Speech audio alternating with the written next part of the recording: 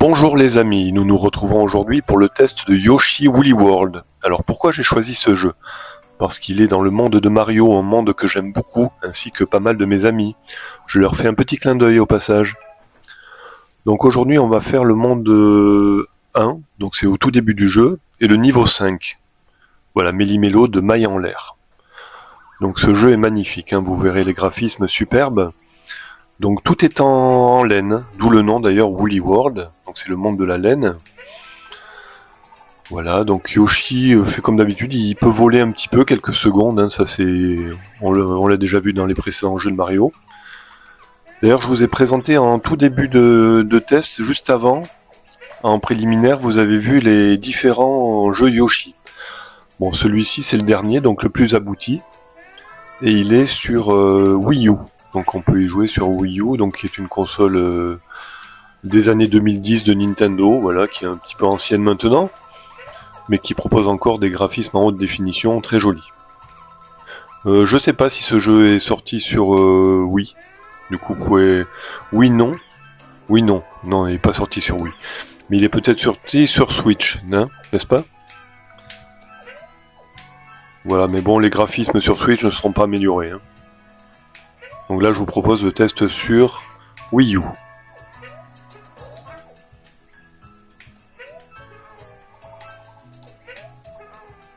Voilà, donc on peut, en tuant des ennemis, on peut faire des pelotes, vous voyez, qui suivent le personnage. Donc c'est un jeu de plateforme, hein, vous aurez remarqué.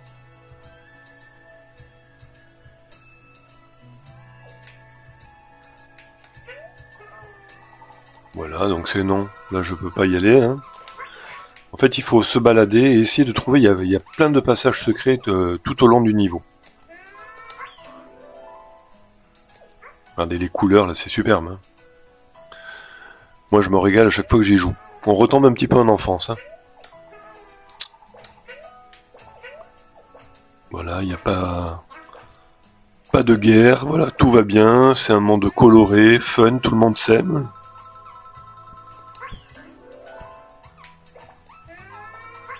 Voilà, donc le but c'est d'avoir le maximum de pelotes, hein, comme ça au moins vous êtes tranquille, vous pouvez faire apparaître des niveaux cachés.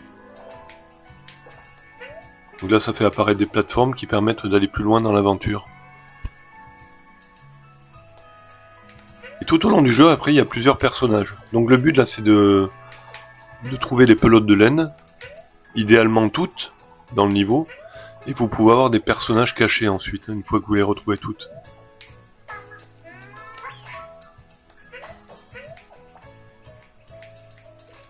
Les musiques sont superbes aussi, hein, j'en ai pas parlé pour l'instant. Donc le niveau est assez long là, je vais pas parler tout le temps. Je vais vous laisser découvrir un petit peu le jeu.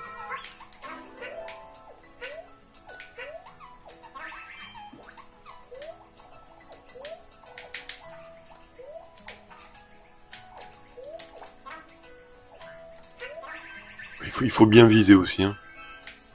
Voilà, il y avait une pelote cachée, vous avez vu.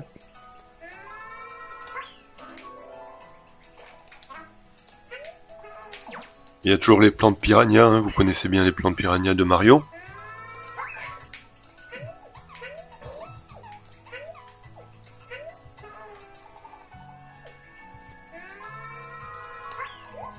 Voilà, quand vous tirez dans les points d'interrogation, vous voyez, c'est un ressort qui permet d'aller plus haut. Hop. Tout le monde a le sourire, même les nuages, c'est magnifique. Mais bon, il pleut jamais, hein. C'est pour ça qu'ils ont le sourire d'ailleurs.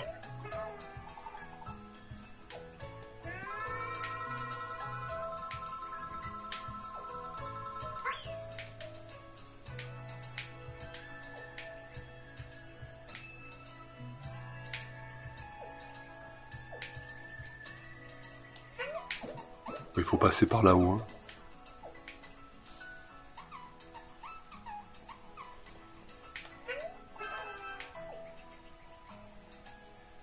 Voilà, il y a des sous-niveaux.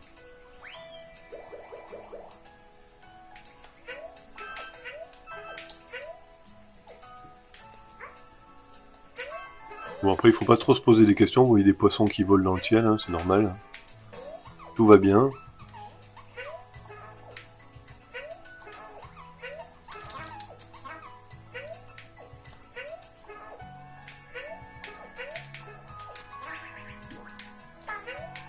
Il est assez difficile quand même, hein, comme jeu. Là, on est dans le monde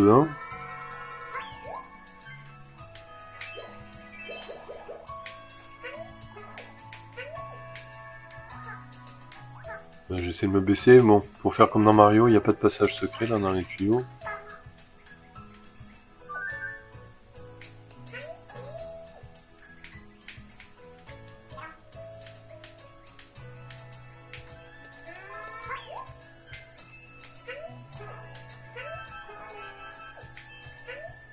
C'est vrai que c'est très joli les couleurs. Hein. Voilà, ça permet d'avoir des pelotes.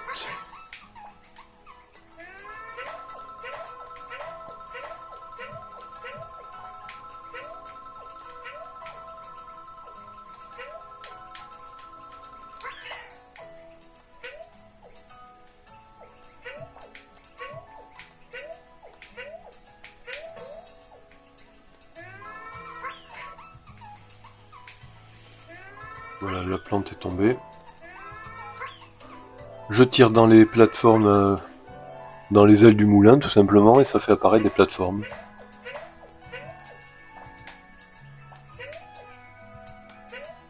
C'est somme toute assez logique. Voilà, il faut bien viser. Voilà. Voilà, pas comme ça en fait. Allez, on recommence un petit peu avant. J'ai eu un peu de chance avec le poisson.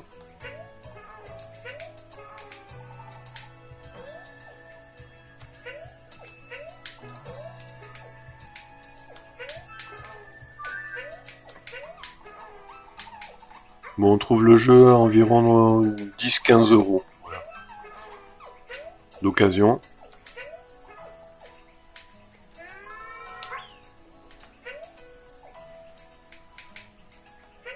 Après, n'hésitez pas à me mettre des commentaires. Hein. Ce que vous pensez du jeu. Et si vous voulez d'autres tests aussi, d'autres jeux, vous me dites.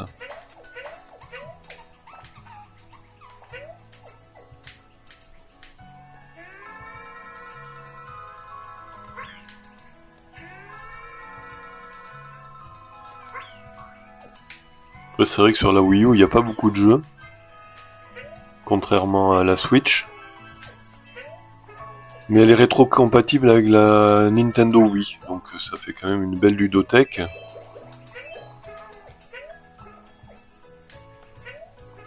Et la Wii est rétro-compatible avec la GameCube.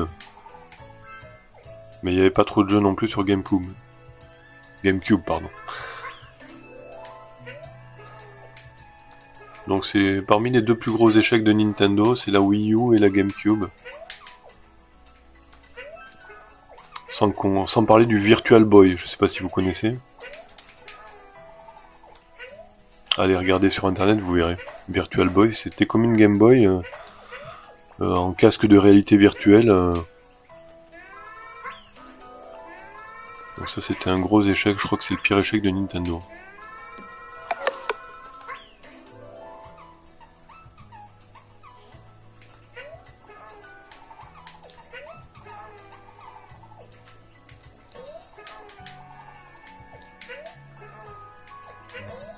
Après la Wii U s'est pas vendue parce qu'elle était trop proche de la Wii.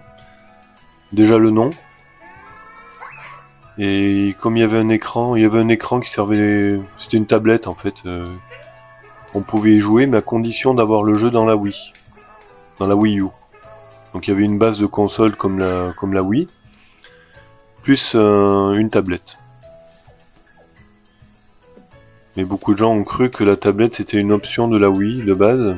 Donc ils n'ont jamais acheté la console. Donc c'était un gros échec. Comme la GameCube d'ailleurs, qui était une très bonne console aussi. Il y a des bons jeux sur GameCube. Zelda Wind Waker notamment. Je ferai peut-être un test des Zelda un de ces jours.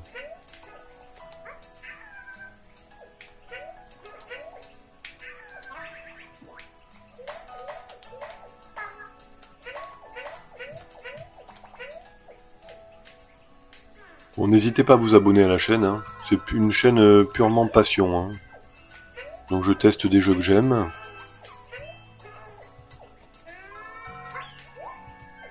On se prend pas la tête. Hein.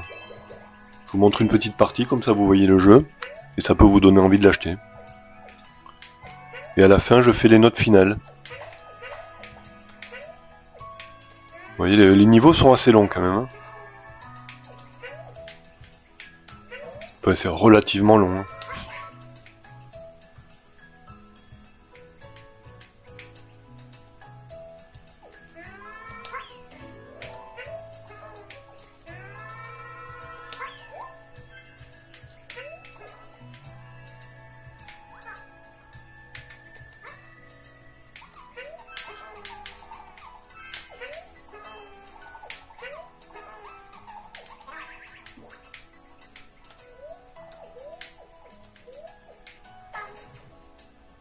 Ah, là on peut descendre, là c'est bien.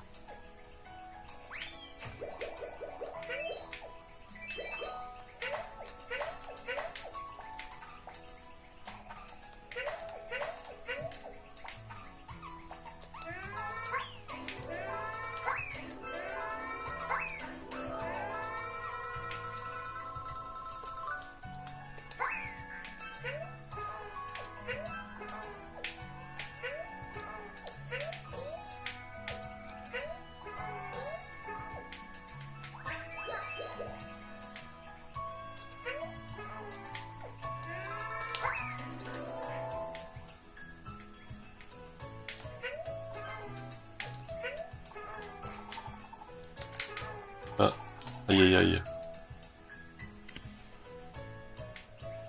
Bon, je vous montre aussi ce qu'il faut pas faire.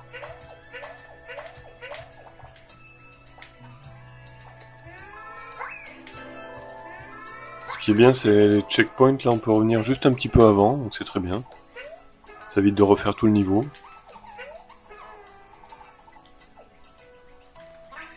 Même si là on revient quand même un petit peu en arrière. Hein.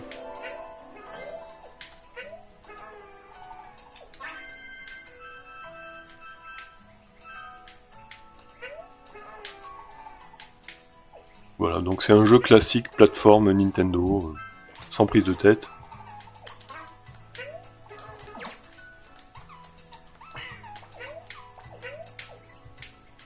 C'est sûr que c'est moins rapide que les Sonic, mais c'est sympathique aussi.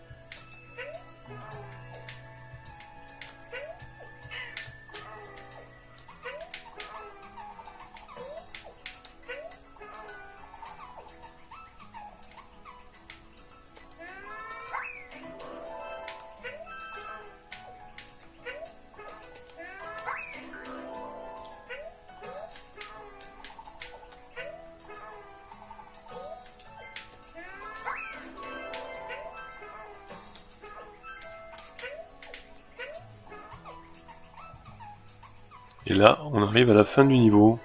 Voilà, arrivé.